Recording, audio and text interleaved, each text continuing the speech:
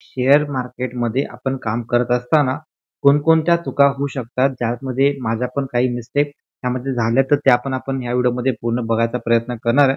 सोबतच अशा ज्या मिस्टेक आहेत, ज्या बिगिनरच्या हातातून होणं एक स्वाभाविक गोष्ट असते. तर त्यांनी जर का स्टार्टिंगला जर का बघितले, देन हा व्हिडिओ पूर्ण जर का बघितला, देन तुमचा ह्या मिस्टेक होण्यापासून तुम्ही वाचू शकता.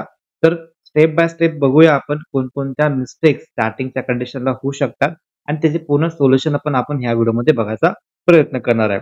तर व्हिडिओला स्टार्ट करायच्या आधी जर तुम्ही चॅनलला पहिल्यांदा बघत असाल तर डेफिनेटली चॅनलला सबस्क्राईब करू शकता आणि बेल आयकॉनला पण प्लेस करू शकता, जेणेकरून येणारे जे पण अपडेट असतील ते तुमच्यापर्यंत लवकरात लवकर पोहोचण्यास मदत होऊन जाईल.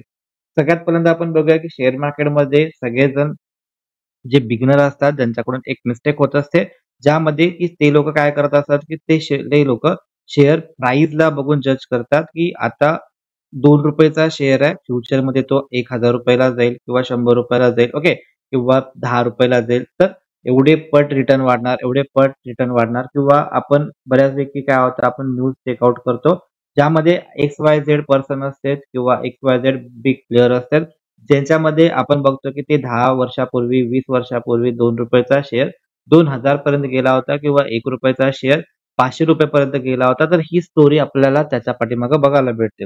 पण ह्या सगळ्याच्या पाठीमागे जर का आपण बघायला गेलो, डिटेलमध्ये इन्फॉर्मेशन आपल्याला अवेलेबल नसते. जर का आपण ह्या सगळ्याच्या मागे जर का नीट स्टडी केला, तर आपल्याला असं समजतंय की त्या एका पर्सननी फक्त तो एक शेअर नव्हता बाय केला, त्यासोबत बाकीचे पण शेअर्स त्यांनी बाय केले होते. म्हणजेच काय, की जसं आपण एक एक्झाम्पल घेतो, की समजा आपण 10 झाडं जर का लावली असतील, तर 10च्या 10 झाडं ती मोठी होईस्तोपर्यंत काय राहत नाहीत. त्यातली 8 झाडं किंवा 6 झाडं टिकतात. बाकीचे 2 झाडं किंवा 4 झाडं त्याच्यामध्ये काय होतात, तर ते अ, येत नाहीत प्रॉपर. ओके. तर तशाच प्रकारे असते, जे पण कमी रुपयाचे शेअर असतात त्याला आपण पेनी शेअर बोललं जातं आणि हे जे पेनी शेअर्स असतात, हे सगळ्या शेअर चांगलेच असतील ह्याची गॅरंटी कमी असते आणि त्यासाठी आपल्याला प्रॉपर फंडामेंटलची गरज पडते. फंडामेंटल एनालिसिस, टेक्निकल एनालिसिस या सगळ्या गोष्टीचा आपल्याला उपयोग होतो, की त्या कंपनीवरती सेल कशा प्रमाणात ग्रोथ होत चाललाय, प्रॉफिट कशा प्रमाणात ग्रोथ होत चाललाय, त्यानंतर त्या कंपनीवरती कोणत्या प्रकारचं डेट आहे का, कर्ज आहे का. तर ही बऱ्यापैकी ज्या गोष्टी आहेत, तर त्या आपल्याला स्टडी करता यायला पाहिजेत. आपण बऱ्यापैकी वेळा काय करतो, ज्यावेळी आपण बिगिनर असतो, तर जनरली आपल्याला फोमो काय होतो, तर आपल्याला काय वाटते, की जर का आपल्याला आता हा जो शेअर आहे, हा ₹2000 शेअर आहे. जर का मी आपल्याकडे सपोज ₹10,000 असतील आणि ह्या ₹10,000 मध्ये जर का आपण ₹2 शेअर जर का बाय केला, तर मला जास्तीत जास्त क्वांटिटी भेटतील आणि त्याचा वापर जर का हा ₹2 शेअर फ्युचरमध्ये जर का ₹10 ला गेला, तर 5 टाईम मला काय झाले ह्याच्यामध्ये रिटर्न्स ह्याच्यामध्ये डायरेक्टली आले. बट हे जी ग्रोथ आहे, ती बऱ्यापैकी आपल्याला बघायला पण भेटते काही शेअर्समध्ये. पण मोस्ट ऑफ कंडिशनमध्ये अशा जी कंपनी असतात, जे पेनी शेअर्स असतात, ते मोस्ट ऑफ कंपनीमध्ये काय होत असते, की सपोज तो ₹5 जाईल, ₹6 जाईल, पण त्यानंतर तो ₹1 50 पैशाला पण येऊ शकतो. आणि बऱ्यापैकी वेळा काय होत असतं, की आपल्याकडे मनी मॅनेजमेंट नसतं. आपण काय करतो, जेवढे आपल्याकडे कॅपिटल जे आपल्याकडे आहे, ज्याच्यामध्ये आपण ट्रेडिंग करणार आहे किंवा इन्व्हेस्टमेंट करणार आहे, ते सगळंच्या सगळं आपण एकाच शेअरमध्ये लावून टाकतो. तर ह्याच्यामध्ये पण आपल्याला अडचण होऊ शकते. तर त्यासाठी हा सगळ्यात पहिला आणि महत्त्वाचा नियम आहे, की शेअरला शेअरच्या प्राईसवरती जज नका करू. एक चांगल्या कंपनीचा शेअर आपण बघू शकतो, ज्याचे फंडामेंटल स्ट्राँग आहेत. तर त्या कंपनीच्या शेअरची प्राईस पण कदाचित महाग असू शकते आणि त्यानंतर जर का आपण तिला जर का बाय केलं, डेफिनेटली त्याच्यामध्ये क्वांटिटी आपल्याला कमी येतील. बट त्याच्यामध्ये जे रिटर्न ऑन इन्व्हेस्टमेंट असतं, ROI जो असतो, त्याच्यामध्ये चांगला येऊ शकतो. आणि सेकंड थिंग, सेफ्टी त्याच्यामध्ये जास्त असते कंपेअर टू पेनी शेअरमध्ये. पेनी शेअर सगळे शेअर मोठे नाही होत. त्यातले 1000 मधले काही 10-12 एक्झाम्पल असतील बोटावर मोजण्या एवढे, की ते मोठे होतात. बाकी मोस्ट ऑफ शेअर्स त्याच्यामध्ये लॉस होत असतात. त्याच्यामुळे जर का आपण नवीन असणार, आपण जर का बिगिनर असणार, तर ही मिस्टेक जी आहे ही मोठ्या प्रमाणात आजकाल होत चालली आहे. तर ही जर का आपण अव्हॉइड केली, तर आपण ह्याच्यामध्ये बळी पडणार नाही आणि आपले जे कॅपिटल आहे, हे आपण कॅपिटल सेव्ह करू शकतो. तुम्ही त्याच्यामध्ये ॲडिशनल इन्फॉर्मेशन घेऊ शकता. माहिती Googleला तुम्हाला अवेलेबल पण होईल किंवा तुम्हाला ChatGPT वरती पण अवेलेबल होईल. किंवा जर का तुम्हाला माहिती जर का तिथून घ्यायची नसेल, तर डेफिनेटली तुम्ही शिकून घ्या प्रॉपर, त्याचा स्टडी करा प्रॉपर आणि त्यानंतरनं ते पैसे तुम्ही इन्व्हेस्ट करा. पेनी शेअरमध्ये, कंपनीमध्ये पैसे लावण्यापेक्षा स्वतःच्या नॉलेजमध्ये इम्प्रूव्हमेंट द्या. त्याचा तुम्हाला जास्त बेनिफिट होऊ शकतो. सेकंड मिस्टेक काय होत असते, तर सेकंड मिस्टेक ही होते, की आपण न्यूजला बघून एंट्री करतो. बऱ्याच वेळा मी पण याच्यामध्ये ट्रॅप झालो होतो. तर न्यूज जनरली 2 प्रकारचे न्यूज असतील. एक न्यूज असते क्वेश्चन मार्क वाली न्यूज आणि एक न्यूज असते प्रॉपर इन्फॉर्मेशनची न्यूज. म्हणजेच काय, की समजा आपण एक एक्झाम्पल देऊया, XYZ कंपनी आहे. ह्या XYZ कंपनीला एवढे करोडची ऑर्डर बुक भेटली. आपण एक्झाम्पल घेऊया की 100 करोडची ऑर्डर बुक भेटली किंवा 10 करोडची ऑर्डर बुक भेटली तर 2000 करोडची ऑर्डर बुक भेटली. आता ह्याच्यामध्ये 2 प्रकारच्या न्यूज कशा येऊ शकतात? तर ह्याच्यामध्ये एक अशी न्यूज येऊ शकते, की XYZ कंपनी आहे, ती एका स्पेसिफिक सेक्टरमध्ये काम करते आणि त्या कंपनीला 1000 करोडची ऑर्डर मिळणार आहे. ओके. तर आहेच्या पुढे क्वेशन मार्क असणार. म्हणजेच काय केलं जाते, की त्या XYZ कंपनीची सपोज आत्ताची एक प्राइस आहे, सपोज ₹1200 प्राइस आहे. तर मुद्दामून काय केलं जातं, ओके, मुद्दामून असं म्हणायचं नाही, बट असं न्यूज टाकली जाते, ज्यामध्ये मार्केटमध्ये अशा न्यूज येतात, एंट्री करतात आणि त्याच्यामध्ये काय होते, आपण काय करतो, हेडलाईन आपण चेक करायची सवय असते. आपण हेडलाईन चेक करतो. अरे वाह! 1000 करोडची ऑर्डर बुक येणार, म्हणजे आता ह्या शेअरची प्राइस अपसाइडला जाणार किंवा तो शेअर अपसाइडला वाढणार. तर आपण पहिला बाय करू डायरेक्टली. आपण काय करतो, टेक्निकल वगैरे बाकीच्या कॅन्डलस्टिक्स वगैरे फंडामेंटल बाकीचा स्टडी नाही करत. आपण फक्त न्यूज बघतो. जी काही न्यूज टीव्हीला असेल, न्यूजपेपरमध्ये असेल, जिथं अवेलेबल भेटेल सोशल मीडियावरती, ती न्यूज बघतो. पूर्ण न्यूज पण आपण वाचत नाही, त्याच्या मागचं आपण तथ्य बघत नाही आणि डायरेक्टली आपण त्या न्यूजला बघून एंट्री करतो, बाय करतो. तर इथं सगळ्यात मोठा मूर्खपणा होऊ शकतो. कारण की मुद्दामून त्या शेअरच्या प्राइसला अशी काहीतरी न्यूज देऊन अपसाइडला बऱ्यापैकी लोकांच्या हातामध्ये तो शेअर दिला जातो आणि ज्यांनी ही न्यूज टाकली असेल किंवा ज्यांनाही त्या शेअरमधून बाहेर पडायचं असेल, ते लोकं त्या न्यूज पासून ते लोकं त्या गोष्टीमधून त्या शेअरमधून बाहेर पडतात आणि आपण त्याच्यामध्ये अडकून बसतो. ओके. तर आपल्याला ही फर्स्ट कॅटेगरीवाल्याची जी न्यूज आहे, ह्याच्यामध्ये अडकायचं नाहीये. तर ह्याला सोल्युशन काय आहे? तर प्रॉपर न्यूज येऊ दे, प्रॉपर टेक्निकल चार्ट दिसू दे. टेक्निकल चार्टवरती जर का आपल्याला कन्फर्मेशन येत असेल, की हां, आता ह्याला ब्रेकआउट भेटलाय, आता इथून हा अपसाइड जाऊ शकतो आणि त्यासोबत जर का त्याला न्यूज भेटल्या, ही सेकंड टाइपवाली न्यूज म्हणजेच काय, की त्या कंपनीला तेवढ्या करोडची ऑर्डर बुक मिळाली. ओके.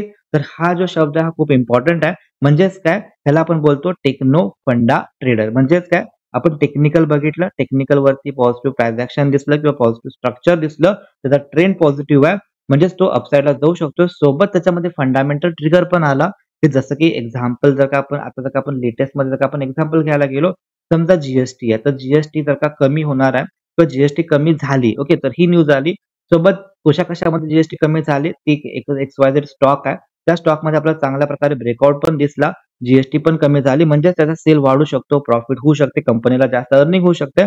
तर हे आपण त्याच्यामध्ये टेक्नो फंडामेंटल वाईज न्यूजमध्ये आपण एंट्री करू शकतो. बट त्यासाठी आपल्याला काय गरजेचं आहे, तर त्यासाठी आपल्याला पाहिजे टेक्निकल एनालिसिस, फंडामेंटल स्टडी आणि बाकीचे थोडीशी न्यूजमधली इन्फॉर्मेशन. पण ती न्यूज जी आहे, ती क्वेशन मार्क वाली न्यूज नको. ती पूर्ण न्यूज येऊ दे, मग आपण त्याच्यामध्ये प्लॅन करू शकतो.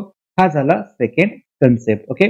त्यानंतर कसं आहे, की याच्यामध्ये जर का आपल्याला सपोज बऱ्याच वेळा आपल्याला असं माहिती असते, की सपोज एखादा शेअर आहे, तो ऑल टाइम त्याचा जो हाय होता तिथून आता पडलाय आणि आता रिव्हर्स झालाय. एक्झाम्पल आपण घेऊया, की समजा हा शेअरची किंमत आहे ₹200, तो आता ₹20 आला. तर खूप सारे लोकं डोळे बंद करून डायरेक्टली कमी रेट आहे, कधी ना कधी ₹200 तर जाईल. तर ह्या हिशोबाने ह्या शेअरला इथे एंट्री करायचा प्रयत्न करतात आणि मोस्ट ऑफ कंडिशनमध्ये हा जो शेअर आहे, हा इथंच लटकत बसतो किंवा अजून डाउन साइडला पण जाऊ शकतो आणि खूप कमी शेअर असतात म्हणजे 10 मधले तुम्हाला 2 किंवा 3 शेअर असे बघायला भेटतील ज्यांनी रिकव्हरी प्रॉपर दाखवली आहे.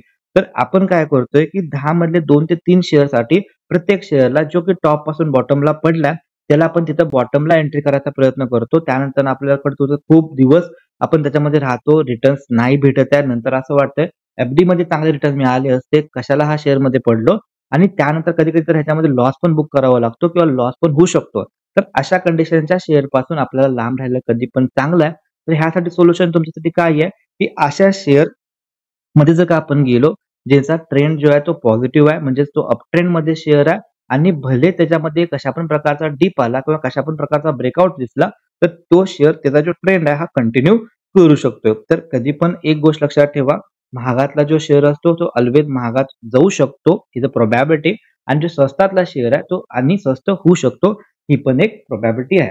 तर ऑल्वेज जर का तुम्हाला ट्रेड करायचं असेल किंवा कुठल्या पण शेअरला बाय करायचं असेल, तुम्हाला बेसिक टेक्निकल एनालिसिस येणं खूप गरजेचं आहे. ओके.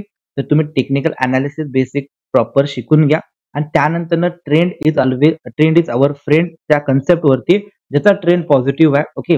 किंवा जो शेअर ऑल टाईम हायच्या आसपास आहे किंवा त्याच्यामध्ये तिथं कोणत्याही प्रकारचा चांगला पॅटर्न दिसल्यानंतर डिप असो, डीप बाय असो, कुठला पण पॅटर्न दिसल्यानंतर त्याच्यामध्ये आपण एंट्री प्लॅन करू शकतो. बट ज्याचा ट्रेंड निगेटिव्ह आहे, तर तिथं एंट्री करण्यापेक्षा पॉझिटिव्ह ज्याचा ट्रेंड आहे, जो शेअर महाग आहे त्याला आपण प्लॅन करू शकतो. कारण की तो शेअर महागातला शेअर अजून महाग होऊ शकतो, पण स्वस्तातला शेअर अजून स्वस्त होऊ शकतो. तर हा एक कन्सेप्ट आहे. हा तुम्हाला माहिती असणं खूप गरजेचं आहे. आणि त्यानंतर जर का आपण बघायला गेलो, आपल्याकडे पाहिजे प्रॉपर मनी मॅनेजमेंट. म्हणजे काय, की माझ्याकडे समजा माझ्याकडे ₹25,000 असतील, तर 25च्या 25,000 लोकं काय करतात, की 25च्या 25,000 पेनी शेअरमध्ये ज्याची प्राइस ₹2 आहे, ₹10 आहे, सगळे पैसे ह्याच्यामध्ये लावतात आणि एकाच शेअरमध्ये सगळे पैसे लावणं, मग तो पेनी असो, तर कुठल्या पण चांगल्या कंपनीचा शेअर असो. लक्षात ठेवा 10 पैकी 7 शेअर हे मार्केटला म्हणजेच निफ्टीला किंवा सेन्सेक्सला फॉलो करतात. त्याच्यामुळे आपल्याला निफ्टीचा किंवा सेन्सेक्सचा ट्रेंड माहिती असणं हे पण खूप गरजेचं आहे. त्यासाठी तुम्हाला प्रॉपर टेक्निकल अनालिसिस येणं गरजेचं आहे. आणि त्यानंतरनं समजा 10 पैकी 7 शेअर जर का मार्केटला फॉलो करत असतील आणि मार्केटचं स्ट्रक्चर जर का बुलिश असेल, तर डेफिनेटली आपण जे पण शेअर एंट्री करू शकतो, त्याच्यामध्ये 70% चान्स आहेत, की तो पण शेअर बुलिश जाऊ शकतोय. पण त्याच्यामध्ये अट काय आहे, की सगळेच्या सगळे पैसे आपण एका शेअरमध्ये नाही लावायचे, त्याला कट करायचे. डिपेंड करा तुम्ही तुम्ही कशा बेसिसवरती त्याला कट करताय. आणि 1, 2, 3, 4 नंबर ऑफ स्टॉक किंवा 10 नंबर ऑफ स्टॉक किंवा 6 नंबर ऑफ स्टॉकमध्ये तुम्ही पोझिशन तयार केला. समजा आपण 10 नंबर ऑफ स्टॉकमध्ये पोझिशन तयार केले. 10 मधले सपोज 70% जरी ॲक्युरसी पकडली, तर 3 शेअरमध्ये आपल्याला एस-एल बुक करावं लागेल. पण 7 शेअरमध्ये आपल्याला प्रॉफिट होईल. नेट टू नेट आपल्याला चांगल्या प्रकारे फायदा होऊ शकतो. तर ह्याला बोलतो आपण मनी मॅनेजमेंटचा कन्सेप्ट. तर ह्याला जर का तुम्ही प्रॉपर जर का स्टडी केला, देन ह्याच्यामध्ये तुम्हाला चांगल्या प्रकारे सक्सेस भेटण्याची चान्सेस जास्त आहेत. ओके. आणि जर का सपोज तुम्ही स्टार्टिंगला इन्व्हेस्टमेंट केला तुमच्या स्वतःच्या नॉलेजमध्ये, देन तुम्ही स्टॉक मार्केटमध्ये एंटर केला, तर तुम्हाला चांगल्या प्रकारात रिटर्न्स मिळू शकतात. ओके. तर त्यानंतरनं आपल्याला बघायचं आहे, की असा सगळ्यात महत्त्वाचा रूल म्हणजे महत्त्वाचा नियम हा आहे, की टिप्स. ओके. बऱ्यापैकी मार्केटमध्ये खूप सारे टिप्स असतात, कॉल्स असतात, टिप्स असतात. तर टिप्स आणि कॉलच्या बेसिसवरती जर का आपण राहिलो, तर आपण ट्रॅप होऊ शकतो. कारण की बऱ्यापैकी पंप अँड डंप नावाची कंडिशन, पंप अँड डंप नावाचे कन्सेप्ट पण आपल्याला बघायला भेटते, ज्यामध्ये मुद्दामून काय केलं जाते, न्यूज सोडली जाते, अफवा सोडली जाते, की हा शेअर इथपर्यंत जाईल किंवा हा शेअर इथपर्यंत जाईल. बऱ्यापैकी लोकं डोळे बंद करून त्याच्यामध्ये एंट्री करतात आणि नंतर समजते, की थोडं 1-2% वर गेल्यानंतर सडनली त्याच्यामध्ये पॅनिक सेलिंग येत असते. तर हे सगळेच्या सगळे प्रकार पंप अँड डंपमध्ये जातात आणि त्याच्यानंतर आपल्याला त्याच्यामधून बाहेर पण पडता येत नाही. तर ती वाली मिस्टेक किंवा ती वाला जो आपला मूर्खपणा तो आपण नाही केला पाहिजे. त्याच्याऐवजी तुम्ही प्रॉपर लर्निंग करा आणि त्यानंतर आपण अर्निंग करू शकतो. तर हा झाला आपला कन्सेप्ट, की टिप्सच्या बेसिसवरती आपल्याला राहायचं नाहीये. तर जर का तुम्हाला इन्फॉर्मेशन आवडली असेल, काहीतरी नवीन गोष्ट शिकायला मिळाली असेल, तर डेफिनेटली फॉलो करायला विसरू नका. सबस्क्राईब तर जरूर करा आणि लाईक आणि तुमच्या पण मित्रांना शेअर करा. जे पण बिगिनर आहेत, जे स्टॉक मार्केटमध्ये इंटरेस्टेड आहेत स्टार्टिंगला यायसाठी, बट त्यांना प्रॉपर वे माहिती नाहीये, तर हा व्हिडिओ त्यांच्यासाठी जरूर पाठवू शकता.